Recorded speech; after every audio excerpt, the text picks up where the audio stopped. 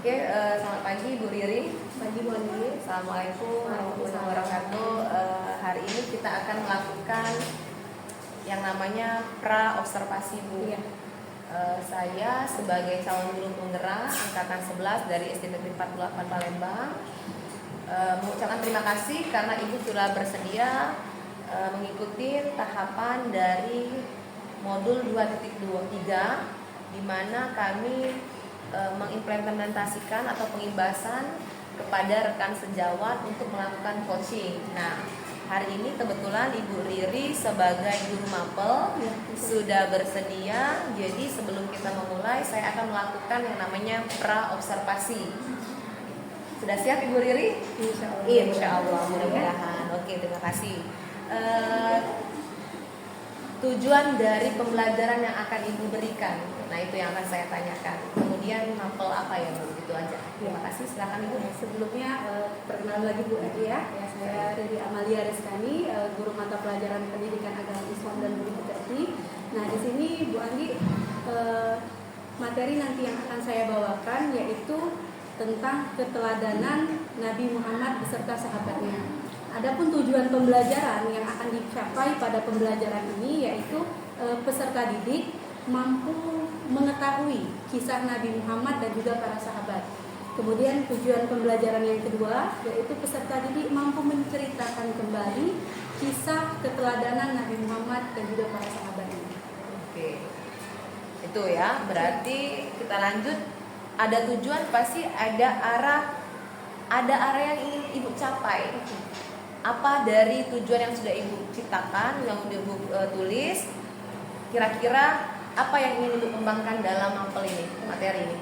Ya, jadi di sini arah pengembangannya yaitu lebih menekankan kepada kemampuan peserta didik dalam memahami dan menganalisis cerita kehidupan Nabi Muhammad dan juga keteladanan dari Nabi Muhammad itu sendiri, Pak. Jadi lebih kepada kemampuan pemahaman peserta didik. Oke, baik. Pemahaman lalu berharap bisa diterapkan dalam sehari-hari ya Bu. Oke. Dari situ semua, terakhir nih, kira-kira Bu, strategi yang Ibu lakukan. Jadi di sini strategi yang akan saya lakukan pada pembelajaran kali ini yaitu saya akan menerapkan strategi pembelajaran kolaboratif Bu, yang mana strategi pembelajaran ini yaitu melibatkan siswa untuk bekerja sama dalam kelompoknya agar mencapai tujuan pembelajaran tadi, seperti itu. Oke, keren, siap. Karena ini langsung penerapan ya Bu, bentuk sikap, jadi kita harus kolaborasi bersama. Terima kasih Bu. Berarti nanti kita ketemu, saya akan melakukan observasi di kelas ya, melihat Ibu mengajar. Siap Bu? Siap. Terima kasih. Assalamualaikum. Assalamualaikum warahmatullahi wabarakatuh. Waalaikumsalam warahmatullahi wabarakatuh. Selamat pagi semua. Pagi, yes. Oke, baik. Anak-anak, hari ini ada yang tidak hadir? Ada yang tidak hadir hari ini? Gimana, sakit ya? Mudah-mudahan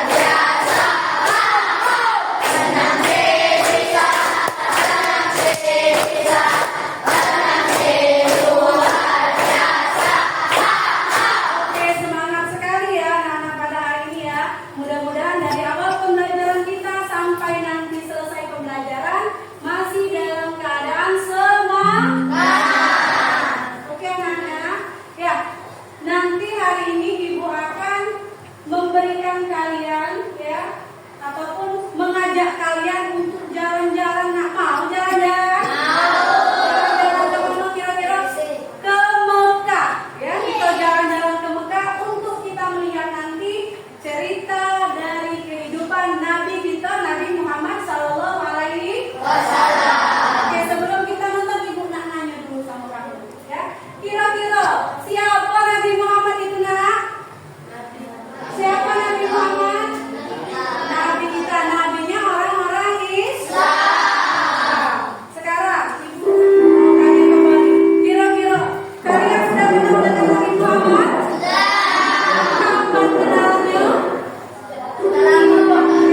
Oke, kalau kalian sudah kenal, ibu tanya dulu Ziko, siapa nama bapak Nabi Ziko? Nama bapak Nabi Muhammad? Siapa Raka? Abdullah, betul. Siapa nama ibunya Maulana? Ibunya Nabi Muhammad? Siti Aminah. Siapa nama kakeknya? Ada yang tahu? Mas Tita? Siapa? Abdullah. Abdullah. Abdullah tadi bapaknya. Nama kakeknya siapa yang tahu? Kakeknya Nabi Muhammad siapa? Abdul Muthalib. Oke, berarti sedikit banyaknya sudah kenal ya, walaupun belum terlalu kenal. Jadi seperti ini. Nabi Muhammad itu merupakan nabi kita yang terakhir. Artinya setelah Nabi Muhammad itu tidak ada lagi nabi yang baru ya. Jadi nanti kalau kamu ketemu ada orang yang mengaku sebagai nabi, berarti dia nabi palsu. Karena Nabi Muhammad merupakan Khatamul Anbiya. Apa artinya Khatamul Anbiya? Penutup para nabi. Oke, baik ya. Jadi jangan sampai tidak kenal dengan Nabi Muhammad ya. Kenal enggak dengan Jisu? Kenal enggak dengan Taeyong, kenal ya. Kalau kita kenal dengan makhluk yang ada di muka bumi ini, jangan sampai kita tidak kenal dengan Rasulullah. Jangan ya nak ya. Jangan. Lanjut ya. Jadi kita lihat dulu, anak-anak ibu minta untuk menyaksikan film ini ya. Film ini berdurasi sekitar 22 menit. Anak-anak diminta untuk menyaksikan ya. Nanti kalau kalian tidak menyaksikan, kalian tidak bisa memahami kisah kehidupan Nabi. Oke, kita mulai ya. Semakin terang dari kota sejarah manusia paling mulia dimulai. Ka'bah sebagai jantung kota Mekah semakin ramai dikunjungi para peziarah. Demikian pula para pedagang. Mereka datang dari berbagai penjuru desa. Namun sayang, Ka'bah mulai Sudah jalan-jalan ya? Sudah menyaksikan videonya? Apa yang kalian rasakan setelah kalian menyaksikan video tadi? Haru. Apa? Terharu? Sedih? Terus apa lagi? Apa lagi yang kalian rasakan setelah kalian menyaksikan video tadi? Video tentang mulai dari kelahiran Nabi Muhammad, bahkan dari sebelum lahirnya Nabi Muhammad. Sudah menyaksikan bagaimana keadaan kota Mekah pada saat sebelum lahirnya Nabi Muhammad. Bagaimana keadaan kota Mekah pada saat sebelum lahirnya Nabi Muhammad? Apa? Kota Mekah penduduknya atau masyarakatnya hidup dalam zaman kebodohan atau disebut juga dengan zaman jahiliyah. Ya, tadi di video kalian menyaksikan bahwa masyarakat Arab pada saat itu sebelum lahirnya Nabi itu hidup di zaman yang namanya jahiliyah. Anak perempuan dibunuh, tidak. Yang hebat ya yang berkuasa. Mabok-mabokan terjadi di mana-mana, ya. Bahkan kecurangan juga ada di mana-mana. Namun setelah lahirnya Nabi, apa yang terjadi? Apa yang terjadi setelah lahirnya Nabi? Apakah langsung ada perubahan setelah itu keadaan kota Mekah? Apa nih? Ada perubahan setelah lahirnya Nabi? Ada. Kapan keadaan kota Mekah mulai berubah? Setelah Nabi diangkat menjadi umur berapa Nabi dapat jadi rasul?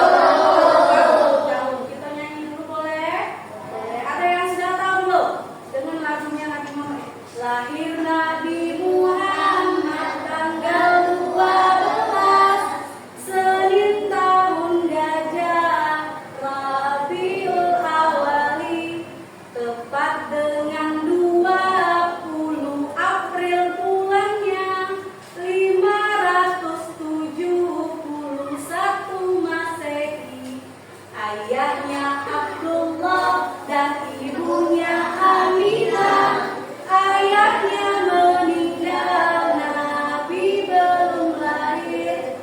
Umur 6 tahun ibunya wafat pula. Jadi yatim piatu ia masih kecil. Umur 40 ia menjadi rasul, memberi petunjuk pada isi bumi. Umur 63 tahun yang pasti, wafatnya di Madinah di tanah yang suci. Itu baru sepintas sedikit sekali nak ya.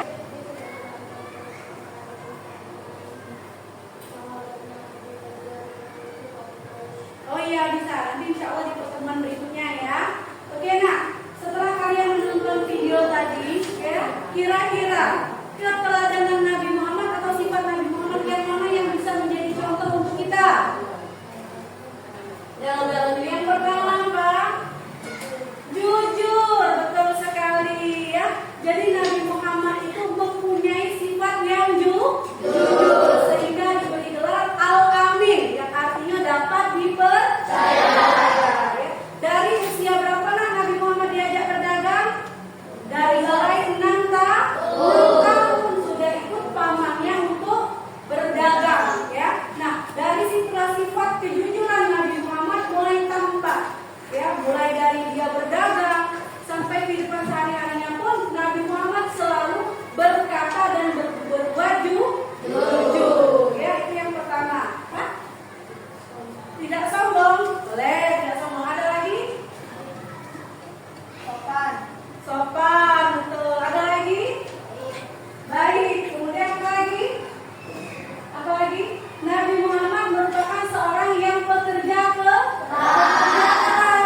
Jadi sepeninggal ibunya, ya, setelah Nabi Muhammad ada yang ingin kalian tanyakan dari yang video kalian lihat tadi? Tidak ada? Sudah paham semua? Sudah paham semua? Insya Allah mudah-mudahan. Baik. Untuk melihat sejauh mana pemahaman kalian, kita bermain dulu ya. Ya, kita bermain yang namanya snowball. Apa yang tahu apa itu snowball? Bola salju. Nah, jadi ini ya, ibu punya beberapa bola, ya, beberapa bola yang isinya pertanyaan. Jadi nanti masing-masing dari setiap kelompok maju ke depan. Kita ada berapa kelompok? 4 kelompok. Masing-masing dari setiap kelompok maju untuk usir ya, usir. Jadi yang menang dia yang pertama kali melemparkan bola pertanyaan ke arah belakang. Nanti yang mendapat bola lemparan ini yang mendapat maka harus menjawab, bisa berdiskusi dengan kelompoknya. Oke, paham? Kita mulai, ayo. Setiap kelompok silakan maju perwakilan kelompoknya. Siapa biasanya mau nanam? Deo, Ajib, Biko, Nanda. Silakan.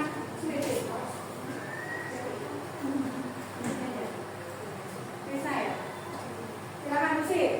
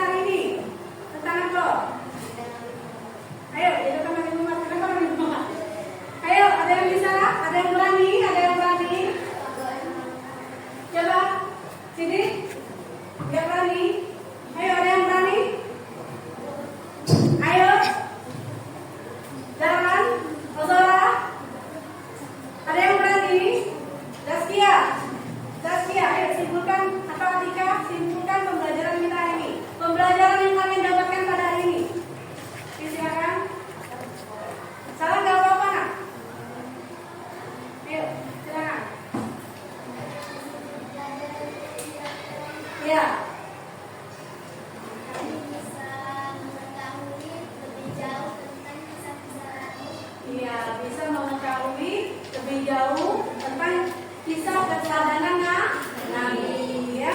Mungkin ya nanti pada pertemuan berikutnya baru kita bahas tentang sahabat-sahabat Nabi, bagaimana kisahnya, bagaimana keteladanan dari para sahabatnya ya.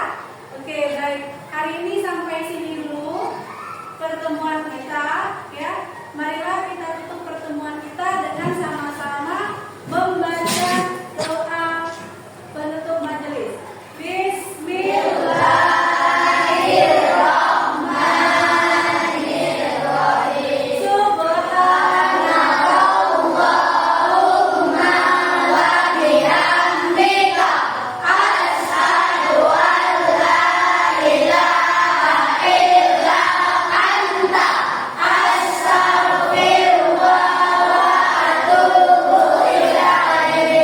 Oke, semoga pembelajaran kita hari ini bermanfaat untuk kita semua. Sampai jumpa di pertemuan berikutnya. Assalamualaikum warahmatullahi wabarakatuh. Assalamualaikum warahmatullahi wabarakatuh.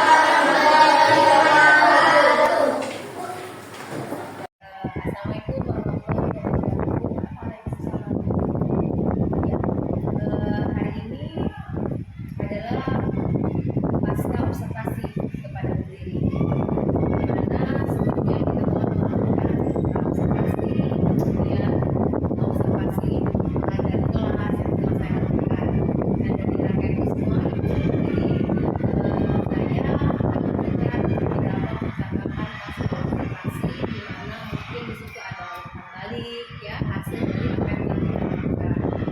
Nah, saya kabar diri, apa kabarnya nih kira-kira?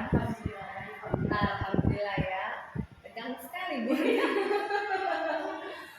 Bu Riri, kita di sini saya walaupun hanya judulnya sebagai observer, namun kita sama-sama posisinya sama.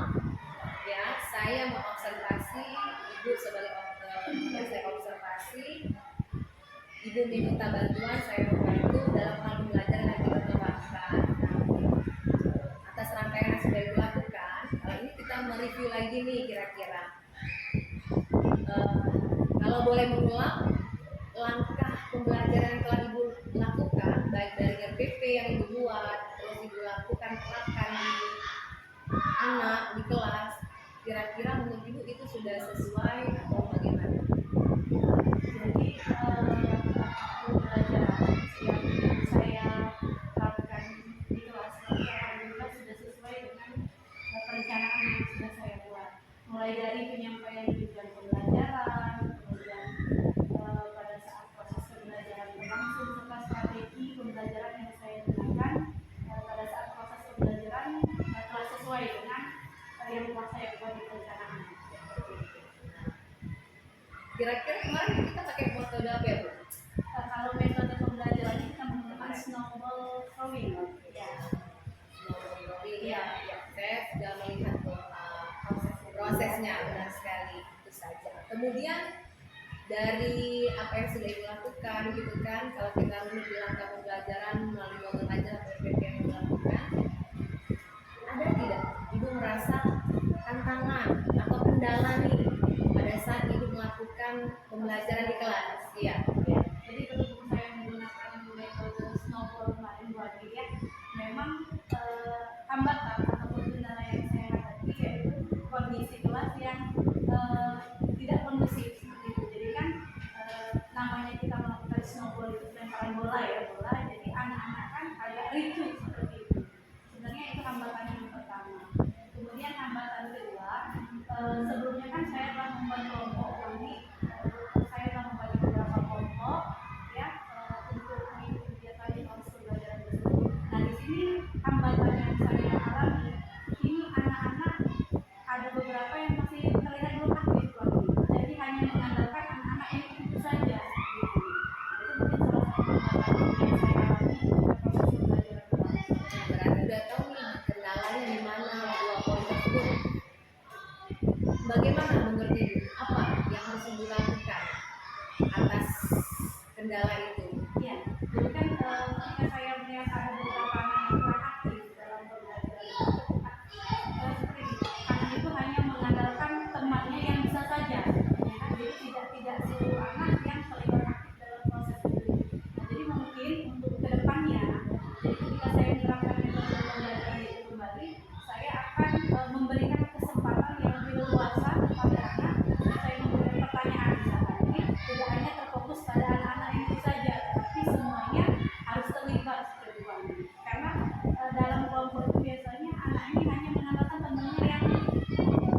yang lainnya iya terabaikan. Jadi mungkin kedepannya saya akan memberikan kesempatan kepada yang lain untuk lebih aktif kembali. Berarti tidak masalah dengan metode yang dilakukan ya? Tidak masalah. Berarti kesimpulannya Bu, ternyata kendala itu bisa kita selesaikan sendiri. Ya kan? Ketika kita sudah berada di lapangan, yang tadinya kita mungkin dilema, kok bisa begini, kok bisa begitu, kita tidak terjawabkan. Dengan adanya kita sharing, saya di ibu serahkan tanggung jawaban gitu kan, minta bantuan kepada saya untuk melakukan observasi kelas. Akhirnya kan ternyata Ibu Riri sendiri yang menemukan jawaban atas tantangan yang Ibu temukan pada saat proses pembelajaran. Nah, kira-kira Bu, tadi udah ada, berarti ada rencana nih ke depan kan mau seperti apa dari pengalaman perbaikannya. Kira-kira waktu nih, kalau kita bahas waktu nih, kira-kira kapan ya Ibu mau mulai? Segera mungkin Bu Ayu. Mungkin pada pertemuan berikutnya langsung saya terapkan. Itu keren sekali Bu. Jadi langsung diterapkan selanjutnya pembelajaran ya. Itu karena sudah ada solusi ya. Kendalanya di mana Ibu? Terus kalau sudah ada schedule jadwal untuk minggu depan kita atau pertemuan selanjutnya yang akan dilakukan, kemudian kira-kira Bu, boleh tidak saya menunggu nih kira-kira kan menunggu hasil dari perbaikan yang dilakukan.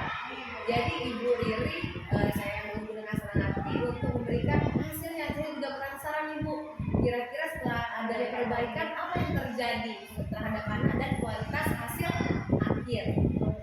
Siap Ibu? Siap. Berarti saya tunggu nanti kabarnya dari Ibu atau undangannya kembali nih. Oke, terima kasih Ibu Riri. Wassalamualaikum warahmatullahi wabarakatuh. Nah.